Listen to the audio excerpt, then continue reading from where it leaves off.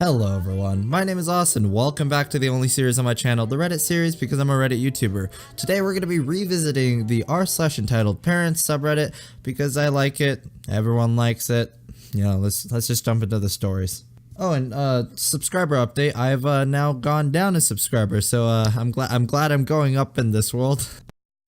Entitled mom tries to yeet my swim medal in front of 500 people. So, before we start, I'll provide some background. I swim competitively, and I'm pretty good at it, specifically breaststroke. Now, the story took place about a few years ago at the regional championships, which is where everyone goes, and the kids who are really good had another championship like 2 weeks later. They also didn't organize us by skill, which led to some interesting matchups. Also, important to note that there was a jumbotron with the times and a place where they recorded swimmers as they swam and once they got out. Here's our cast for this story. EM is entitled Landwell. EK is entitled Landwell Jr. Me, Michael E. Phelps with the E silent. So Michael Phelps, excuse me. F1, 2, 3, Fishy Boys. Mom, who dat? And C, Coach. And V is your volunteer. Ugh, it's gonna be a big story with so many cast members, dude. So, like I mentioned, this was during breaststroke, and this was the last heat, basically a group of racers. The kid next to me, entitled Kid, had his mom standing next to him and they seemed okay. She didn't seem to be dissing the swimmers or anything. We started up and I think my time was like 25 seconds or so, which is really good for my age at the time and it being 25 yards. And up until then, the best time was 28 seconds. So my friends, my mom, and my coach ran over, but before they could get there, entitled mom approached me, as they had given me my medal once I got out. It had taken her son a minute to swim the distance, and I think he got DQ'd for only touching the wall with one hand. So I was out of the water and had my medal in hand when she approached. May my son have the medal? He worked really hard. I believe that, but so did I, and I was just faster. Give me that medal, you jerk. Thanks, mom and dad, for teaching me well. No. Splash. Now, I intervened to elaborate on the stupidity of this entitled mom, entitled kid duo. This entire encounter was being shown on the jumbotron I mentioned earlier, because I guess the cameraman thought it was interesting. So at least 500 people saw this, not to mention my friends, mom, and coach were there about 10 feet away. So I'm barely out of the water before I nearly get hit by a 300 plus pounds of entitled mom. Apparently she got shoved in by my friends and my mom. She got kicked out of the pool and banned from any future events. They also had to stop the meet for about 15 minutes because she was wearing makeup and it got in the pool, so they had to clean it out.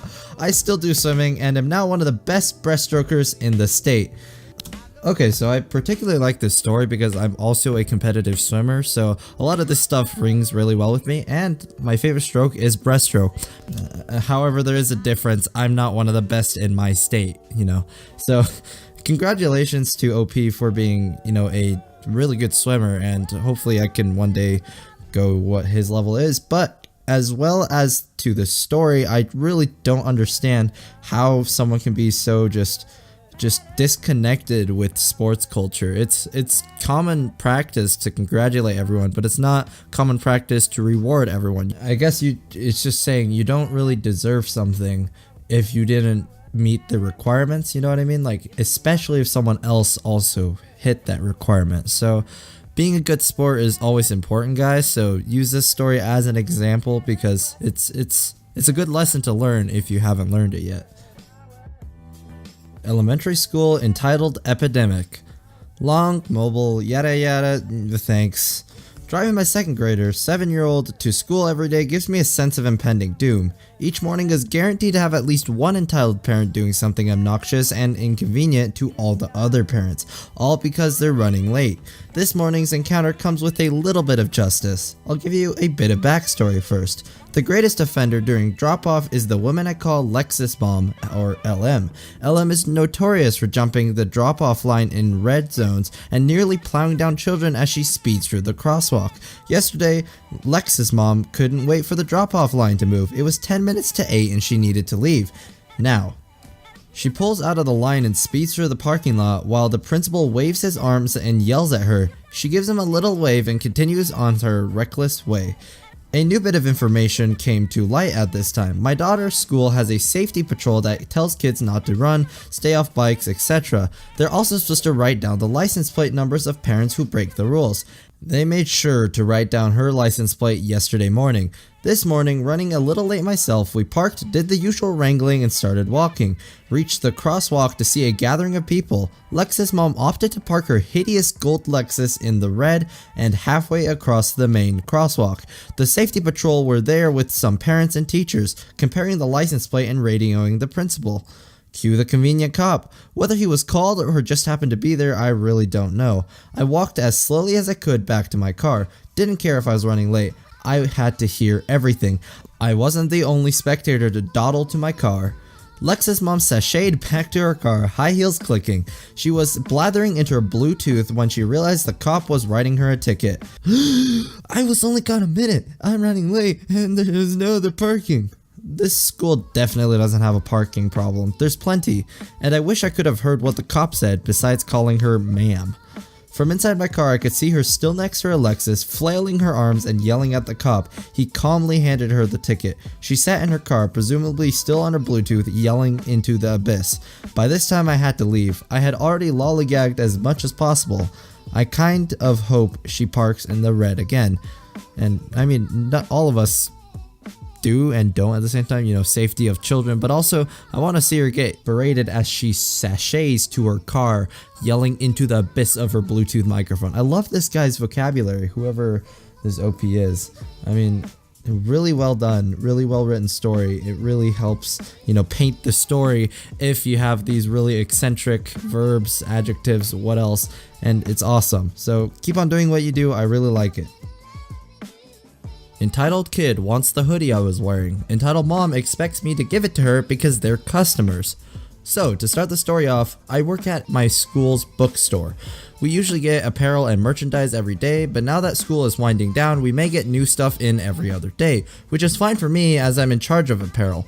On this particular day, I was wearing a popular hoodie in the small size. By popular, I meant it had to be restocked every so often due to how quickly they sold out of the store. I had gotten it a few days prior and it was the last one on the rack in that size. I was told by my manager that a new shipment of smalls would be in by the weekend, so I kept the larger sizes on the rack, medium to 3XL, to fill in the gap for the smalls until they arrived. I'm in the front of the store at the cash register straightening hangers. Enter entitled mom and her daughter, entitled kid. They enter the store like nothing and I allow them to peruse before I ask them do they need help. Of course they said no, so I just left them alone and went back to my register. They go into the hoodies and start looking through the sizes. Are there any more of the hoodies in size small? No ma'am, as of right now we have no more smalls in store, but we are expecting a shipment in this week, so they will be restocked soon. Whatever. They continued to look around and grab items. After what felt like forever, they made it to the register for checkout. As I'm scanning and bagging their items, I asked them did they find everything in the store they were looking for. No, because you lied and said there were no more smalls and you clearly have on a small. Look, I was able to buy the last small one before they were all gone. We are accepting another shipment in soon, so if you'd like, you can order one on for our web. You should give her yours. Huh? My daughter said she needs a small and you will give her that small. No, I'm not. We will have more in by the weekend and they can order it on our website. Give me that small! The general manager pokes her head out of the office to see what's going on. Is there a problem? Yes, your employee won't give my daughter that small hoodie. Ma'am, we don't have any more of those hoodies in size small, but we are I'm talking about the one she's wearing! Ma'am. Look, she's not a mannequin and there's no way she can, nor will I allow for her to give you the hoodie off her back. Please pay and leave. But we're the customers. Just pay so we can get the heck out of here. Entitled mom pays with a card and as I'm giving her the receipt, she snatches it out of my hand. You'll be hearing from my lawyer.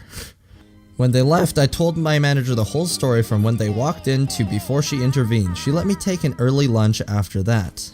Alright, so in the TLDR, it states that there was never any lawyers involved after this, so a good rule of thumb. If someone threatens you with a lawyer, there's a good chance they don't actually mean it. Most of them will, the people who sincerely mean that they will sue you, will usually keep quiet about it.